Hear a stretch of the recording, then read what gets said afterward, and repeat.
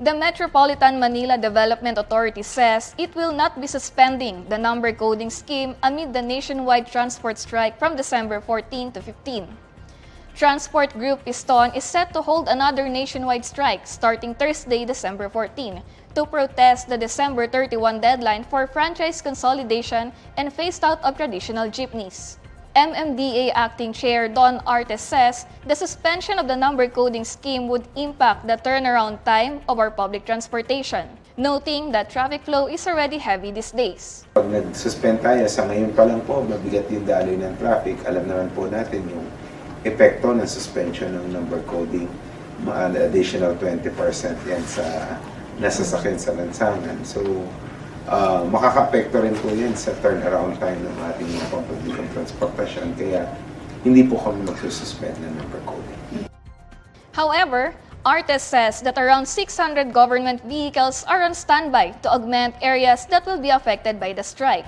Based on previous strikes, Artes identifies Kamanaba and Parañaque as the crucial points for monitoring. Artes says that while previous strikes did not paralyze the public transportation system, MMDA and other concerned agencies are preparing for the coming strike. Kami ay laging naghahanda pa rin dahil yan po ay serbisyo na kailangan ibigay natin sa ating mga kababayan. Yun nga, to ensure na minimal yung impact at inconvenience sa ating riding public. Magbibigay po tayo ng augmentation kung sakali pong kailangan at makita na meron po tayong mga stranded na pasahero ay ating pong tutugunan.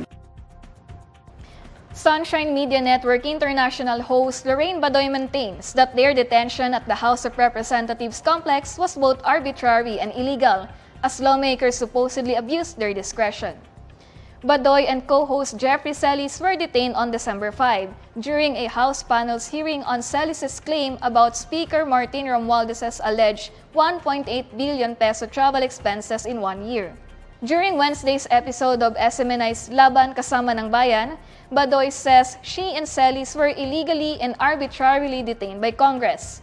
She adds that they were released from detention because lawmakers did not have the right to silence the press.